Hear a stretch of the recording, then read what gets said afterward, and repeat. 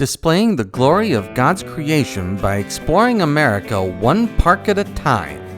Welcome to Parking Full Time with Big Dave, the parks professor. First hole. The par and distance are at the top of the screen. This hole is very open, very flat, and very boring. I guess it's kind of a nice warm-up hole, but that's really the only good thing I can think of to say about this hole. I want to welcome you back to Parking Full Time.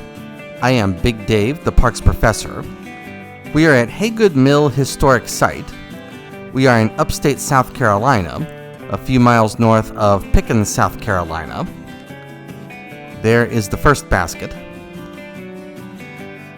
And there's the view back to the tee from behind the basket.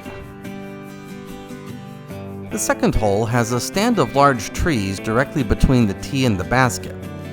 We're going to walk the direct line that goes through the trees, but when I threw here, I actually used a left to right disc flight to go the wider line that goes around to the left of the trees. To the right is a stream which is out of bounds, but that stream is far enough to the right that it would take a bad throw or a bad ricochet to end up there. The area around the basket is pretty open, so if you can get around the trees, you should have another good birdie opportunity on this hole.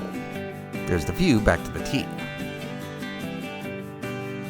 The third hole is across the stream from the second hole, so now the stream and the out of bounds are on the right because this hole plays the opposite direction. There are some overhanging limbs directly between the tee and the basket, and so you have to either keep your disc low or go with a left to right disc flight in order to get around the limbs. I captured this video on Thursday, August the 28th, and it was a warm sunny day with the temperature around 80 degrees when I came here. I only saw two other groups playing the course when I came here, but I was told that this course gets quite busy in the evenings after 5 o'clock. The fourth hole starts out as another very open hole, but the basket is about 20 feet into the woods dead ahead and partway up a steep hill. You want to aim at the gap between these trees that we're walking towards, keep your disc low to avoid the overhanging limbs, and use a straight throw. If you do that, this hole is short enough that you should end up with another birdie opportunity.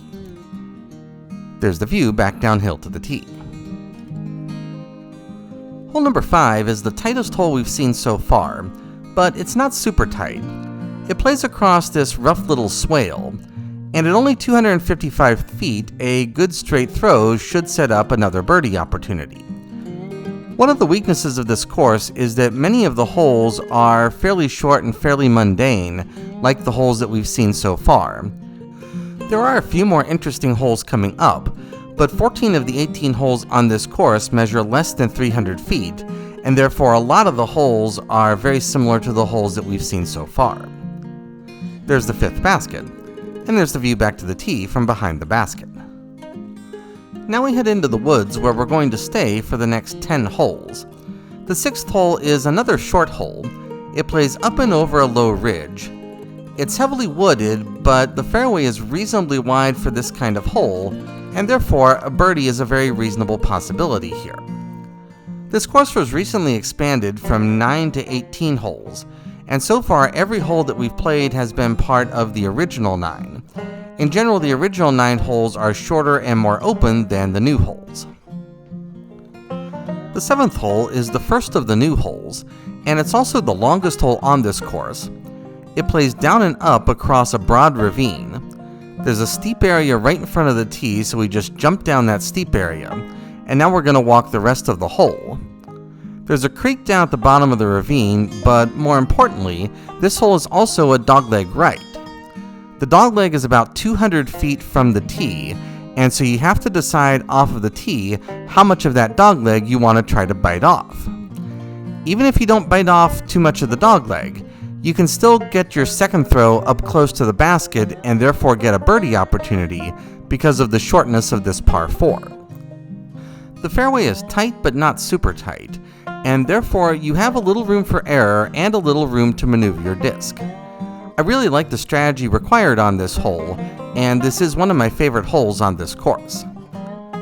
There's the basket and the view back down to the tee. The eighth hole is the only other par 4 on this course, and it's also the only other hole on this course that measures more than 400 feet. This course feels a little unbalanced because the two longest holes are back to back, but both of these holes are pretty good holes. This hole is a slight double dogleg. The first dogleg is right here and it goes to the left and plays slightly uphill. The second dogleg is up ahead and it goes to the right and plays slightly downhill. This hole is fairly tight, especially around the doglegs, and so while you might be tempted to try to overpower the doglegs, you're probably better off to go with two shorter and more accurate throws. There's the 8th basket. And there's the view back to the tee from behind the basket. The 9th hole is of course the last hole on the front 9. It's another short par 3. It's fairly flat, it's a slight dogleg right, and it's a little tight but not super tight. Honestly, after two pretty good holes, this is another fairly mundane hole. I do want to thank you for watching. Parking full time would not be anything without the people who watch. I realize that every day, and I thank you every day. This course has a few really interesting holes, but it also has quite a few short and mundane holes. If you're in the area, it's probably worth playing here. This is a very pleasant recreational course, but it's not much more. That is the end of the front 9. I will see you on the back 9. Until then, have a great afternoon, take care, and Lord bless.